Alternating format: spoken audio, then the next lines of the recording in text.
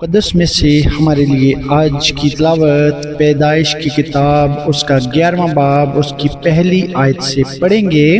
بابل کا برج اور تمام زمین پر ایک ہی زبان اور ایک ہی بولی تھی، اور ایسا ہوا کہ مشرق کی طرف سفر کرتے کرتے ان کو ملک سنعار میں ایک میدان ملا اور وہ وہاں بس گئے، اور انہوں نے آپس میں کہا آؤ ہم اینٹیں بنائیں اور ان کو آگ میں خوب پکائیں۔ سو انہوں نے پتھر کی جگہ اینٹ سے اور چونے کی جگہ گارے سے کام لیا۔ پھر وہ کہنے لگے کہ آؤ ہم اپنے واسطے ایک شہر اور ایک برج جس کی چوٹی آسمان تک پہنچے بنائیں اور یہاں اپنا نام کریں، ایسا نہ ہو کہ ہم تمام روئے زمین پر پراگندہ ہو جائیں۔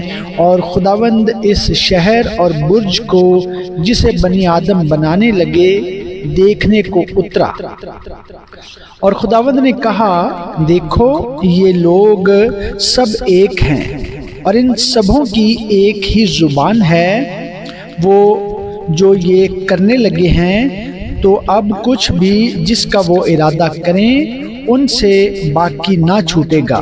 سو آؤ ہم وہاں جا کر ان کی زبان میں اختلاف ڈالیں تاکہ وہ ایک دوسرے کی بات سمجھ نہ سکیں۔ پس خداوند نے ان کو وہاں سے تمام روئے زمین میں پراگندہ کیا، سو وہ اس شہر کے بنانے سے باز آئے۔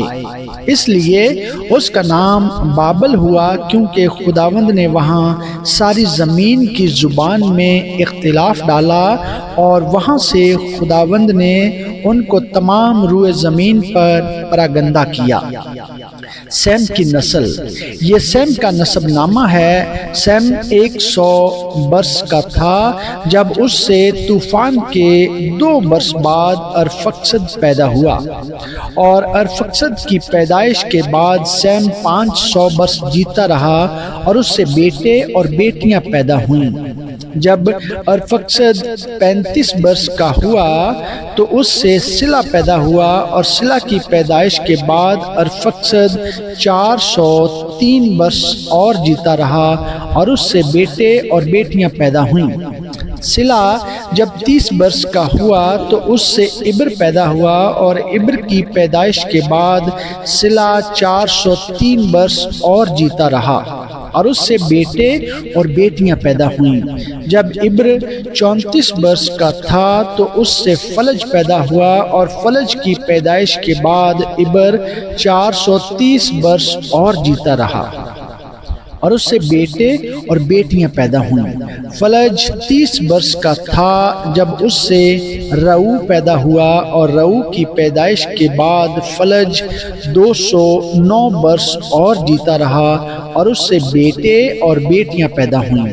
اور رعو 32 برس کا تھا جب اس سے سروج پیدا ہوا، اور سروج کی پیدائش کے بعد رعو 207 برس اور جیتا رہا اور اس سے بیٹے اور بیٹیاں پیدا ہوئیں۔ اور سروج 30 برس کا تھا جب اس سے نحور پیدا ہوا، اور نحور کی پیدائش کے بعد سروج 200 برس اور جیتا رہا اور اس سے بیٹے اور بیٹیاں پیدا ہوئیں۔ نحور 29 برس کا تھا جب اس سے تارا پیدا ہوا، اور تارا کی پیدائش کے بعد نحور 119 برس اور جیتا رہا اور اس سے بیٹے اور بیٹیاں پیدا ہوئیں۔ اور تارا 70 برس کا تھا جب اس سے ابرام اور نحور اور حاران پیدا ہوئے۔ تارا کی نسل، اور یہ تارا کا نسب نامہ ہے۔ تارا سے ابرام اور نحور اور حاران پیدا ہوئے، اور حاران سے لوط پیدا ہوا، اور حاران اپنے باپ تارا کے آگے اپنی ذات بوم یعنی کسدیوں کے اور میں مرا۔ اور ابرام اور نحور نے اپنا اپنا بیاہ کر لیا۔ ابرام کی بیوی کا نام سارائی اور نحور کی بیوی کا نام ملکا تھا جو حاران کی بیٹی تھی۔ وہی ملکا کا باپ اور اسکا کا باپ تھا۔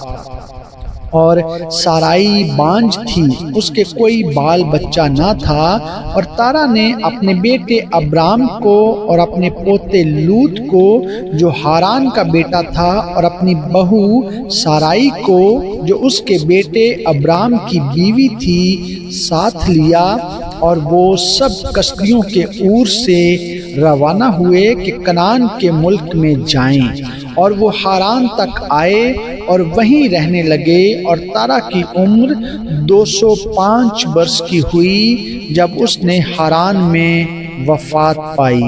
پاک کلام کے پڑھے اور سنے جانے پر خدا کی خاص برکت ہو، آمین۔